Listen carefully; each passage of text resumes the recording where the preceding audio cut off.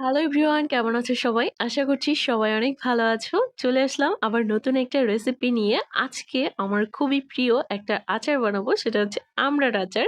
আর একটু স্পেশাল করে বানাচ্ছি আজকের এই আচারটা। তোমরা দেখেই বুঝতে পারছো কতটা লোভনীয় লাগছে।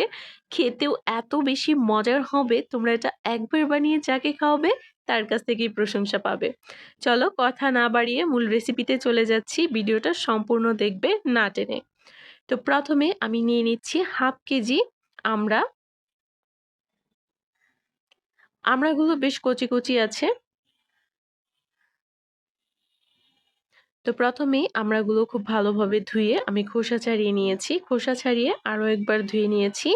আর তারপর এরকম ছোট ছোট করে কেটে নিয়েছি। প্রথমে চাকু দিয়ে চেষ্টা করেছি, হয়নি। তারপর বটি দিয়ে এরকম সুন্দরভাবে আমি কেটে নিয়েছি। তারপরে দেখো এখানে আমি দিয়ে দিচ্ছি চিনি।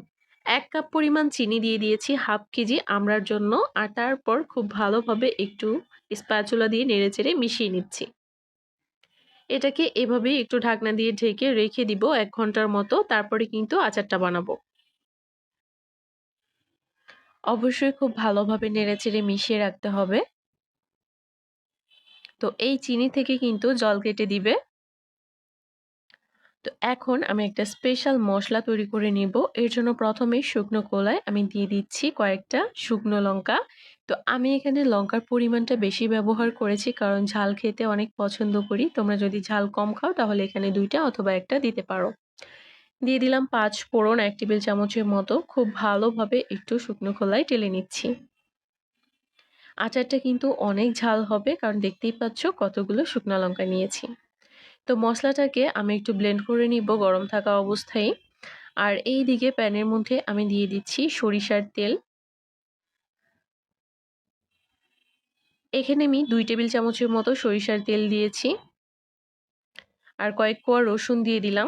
তোমরা যদি কেউ রসুন ছাড়া আচার বানাতে চাও তাহলে এখানে রসুনটা স্কিপ করবে, বা তেল ছাড়া বানাতে চাইলেও কোনো অসুবিধা নেই, তেলও দিবে না। সরাসরি সেই শিরা সহ আমড়াটা এখানে দিয়ে দিবে। তো এখানে আমি কিছু মসলা এড করছি খুবই সামান্য পরিমাণে। 1/4 চা চামচের মতো হলুদ গুঁড়ো, 1/4 চা চামচের মতো দিয়েছি লঙ্কার গুঁড়ো, আর 1/4 চা চামচের মতো দিয়েছি ধনিয়া গুঁড়ো। তো তেলের মধ্যে দিয়ে দিয়েছি, খুব ভালোভাবে একটু ভেজে নিব। খুব বেশিক্ষণ ভাজার দরকার নেই, সামান্য একটু ভেজে নিলেই কিন্তু হয়ে যাবে। তো দেখো এখান থেকে কিন্তু জল কেটে দিয়েছে। তো এই আমড়াটাই একদম শিরার সমেত আমি এর মধ্যে দিয়ে দিচ্ছি। এখানে এক্সট্রা করে কোনো রকম জল ব্যবহার করার কোনো প্রয়োজন নেই। এই শিরাতেই কিন্তু সুন্দরভাবে জাল হবে আর এগুলো কিন্তু ভেঙেও যাবে না, মানে গলে যাবে না। তো দেখো আমি পদ্ধতিটা তোমাদেরকে একটু বলে দিচ্ছি। এইভাবেই এটাকে ঢাকনা দিয়ে ঢেকে ঢেকে রান্না করতে হবে। খুব বেশি নাড়াচাড়া করারও প্রয়োজন নেই। জাস্ট কিছুক্ষণ পর পর ঢাকনা তুলে একবার করে নেড়ে দিবে। তো আমি কিন্তু এই কাজটাই করছি। ঢাকনা দিয়ে ঢেকে ঢেকে চুলার আঁচটা একদম লো আঁচে রেখে এই আচারটা বানিয়েছি। একদমই ঝামেলা কম বলতে পারো অন্য সব আচারের থেকে। নিচে লেগে যাওয়ার ভয়টা কিন্তু কম থাকে।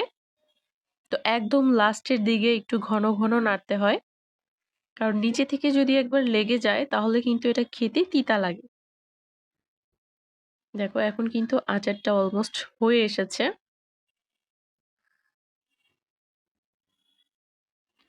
চাইলে কিন্তু তোমরা কালার ব্যবহার করতে পারো, ফুড কালার। তো আমি এখানে কোনো রকম ফুড কালার দিচ্ছি না, যেহেতু বাসায় খাওয়ার জন্য বানাচ্ছি। তো তোমাদেরকে জাস্ট একটু টিপসটা বলে দিলাম। অনেকেই কিন্তু সুন্দর কালারের জন্য এখানে ফুড কালার ব্যবহার করে।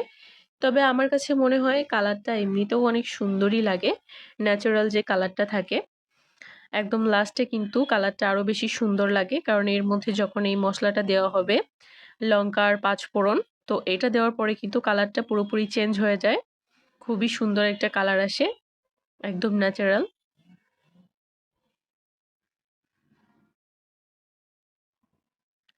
খুব ভালোভাবে নেড়েচেড়ে মিশিয়ে নিচ্ছি।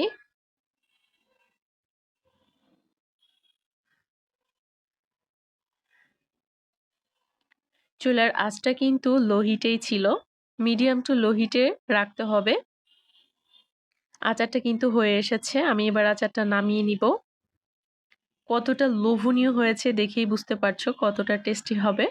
অনেকেই আছো যারা রসুন খেতে পছন্দ করো না আচারে। তো আমিও কিন্তু আগে রসুন খেতে পছন্দ করতাম না। তো তারা কিন্তু চাইলে রসুনটা স্কিপ করতে পারো, প্রথমেই বলেছি। তো আচারটাকে আমি এখন নামিয়ে নিচ্ছি। অনেকদিন ভালো থাকবে এই আচার, কোনো রকম রোদে দেওয়ার ঝামেলা ছাড়া। অনেকদিন এই আচারটা তোমরা সংরক্ষণ করে রাখতে পারবে। আশা করছি আমার আজকের এই রেসিপিটি তোমাদের সবার কাছে অনেক ভালো লেগেছে। আর ভিডিওটি ভালো লাগলে অবশ্যই চ্যানেলটি সাবস্ক্রাইব করে পাশেই থাকবে। আর যারা অলরেডি করেছো তাদেরকে অসংখ্য ধন্যবাদ। দেখো কতটা লোভনীয় লাগছে আচারটা। আমার তো মানে দেখে আর তর সইছে না। এই আচারটা দিয়ে খিচুড়ি কিন্তু জমে যাবে, বা নরমালিও শুধু এই আচারটা খেতে কিন্তু ভীষণ ভালো লাগবে। আজকের মতো ভিডিওটা এখানেই শেষ করছি। সবাই ভালো থেকো।